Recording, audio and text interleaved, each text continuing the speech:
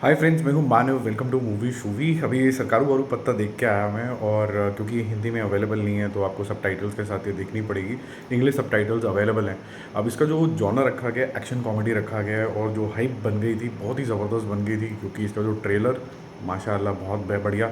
और उसके अलावा इतना कुछ इसका जो मटेरियल आया है वो हमेशा थम्स अप रहा, चाहे वो इंटरव्यूज़ लो, प्री इवेंट लाइव जो इंटरव्यूज़ हुए, इंटरेक्शंस हुए, प्रेस इवेंट्स हुए, साथ ही साथ में जो गाने थे सुपर डुपर हिट। तो एक्साइटमेंट लेवल तो बहुत ज़्यादा बन गया था।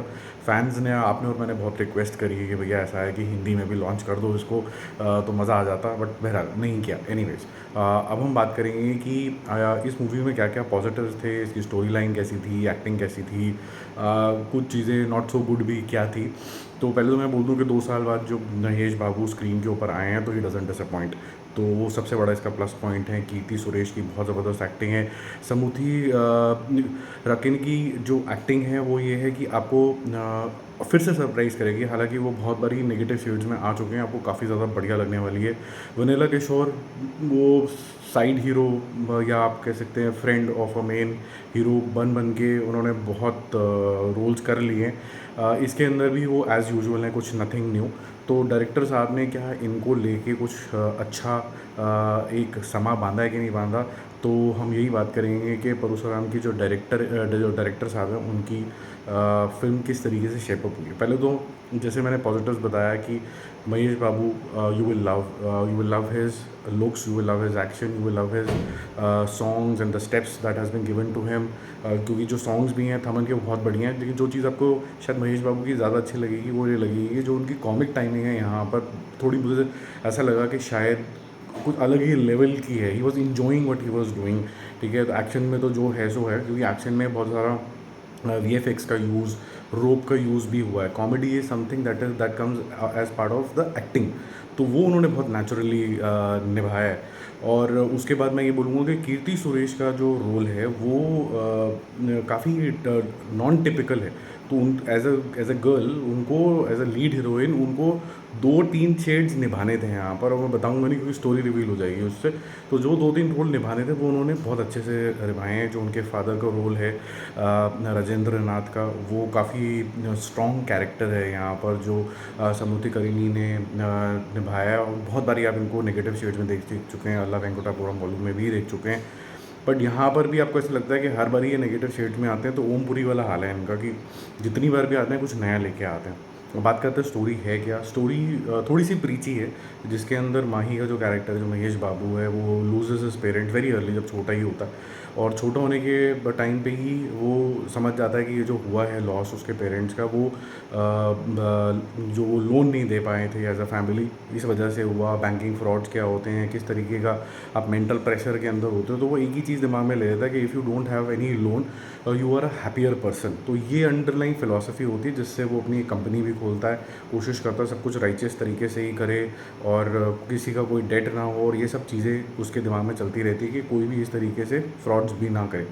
अब उसकी मुलाकात होती है कलावती से, जो कि एक ब्रैट है, लेकिन वो उसको फूल करती है कि नहीं नहीं, उसको किसी स्टोरी नहीं बताऊँ, किसी वजह से चाहिए। अब वो पैसे ले लेती है, और कलावती कौन है आपको पता ही है, कीर्ति सुरेश।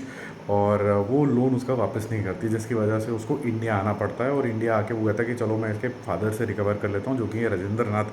तो क्या वो रिकवर कर पाता है कि नहीं कर पाता है वहाँ, और क्या बड़े स्कैम का उजागर होता है, वो स्कैम कैसे महेश बाबू से लिंक्ड होता है, और उसको सॉल्व करने के लिए कैसे वो पैसे रिकवर करता है, यही सारी स्टोरी होती है, जिसके बीच में बहुत सारा आपको एक्शन देखने को मिलता है। अब बात कर लेते हैं कि ये सब तो चलो ठीक है, आपने बहुत ज़्यादा एंजॉय कर भी लिया। जो थोड़े से नेगेटिव पॉइंट्स मुझे लगे कि एक तो ये बहुत ज़्यादा प्रीची है, मतलब टू राइचियस हो जाती है। लेकिन जब डायलॉग्स हैं वो उसके अंदर डबल मीनिंग्स भी हैं। ऐसा नहीं है कि ये जो इंसान है बिल्कुल ही वाइट है, ये ग्रे शेड्स का थोड़ा थोड़ा कैरेक्टर है। लेकिन एक टॉपिक को लेके ये बहुत ही ज़्यादा प्रीची हो जाता है। मैं महेश बाबू के कैरेक्टर के बारे में बात कर रहा हूँ। और जो अंडरलाइन जो करंट है ना, जैसे मैंने बोला, person with no depth is stronger and happier, वो उसको कुछ ज़्यादा ही स्ट्रेच किया गया। इतना लंबा करने की ज़रूरत नहीं थी, क्योंकि फर्स्ट हाफ तक तो आपको ये चीज़ समझ में आती है, ठीक लगता है। सेकेंड हाफ में वो फिर ओवरडोज लगने लग जाती है, फिर उसको जस्टिफाई करने के लिए एक्शन लाना पड़ता है। एक्शन फिर ऐसा हो जाता है कि फिर आप hero can not be defeated types, तो वो तो ग्राउंड लेवल रूल है ही। फिर वो एक्शन चाबियों वाला जो सीन आता है, एक आधी बार आता है तो आपको अच्छा लगता है, फिर दूसरी बार तीसरी बार आता है तो वो चाबी वाला सीन भी आपको थोड़ा सा थोड़ा सा रिपीटेटिव लगने लग जाता है। आप इन्जॉय तो करते हो लेकिन फिर भी आपको रिपीटेटिव तो थोड़ा सा लगता ही है, जिसकी वजह से आपको जो एक्शन के अंदर जो वीएफएक्स हैं वो आप केयरफुली इवैल्यूएट करने लग जाते हो। जो बोट वाला एक सीन आता है, अगर आपने ट्रेलर में भी देखा हो, वो जो एक्शन है वो बीच के ऊपर शूट किया गया है। जो बेस्ट शॉट्स थे वो आप ट्रेलर में ऑलरेडी देख चुके हो। जो उसके बाद के शॉट्स हैं वो थोड़े से ढीले हैं, मतलब उसमें इतनी अच्छे तरीके से वीएफएक्स का यूज़ नहीं हुआ हुआ है।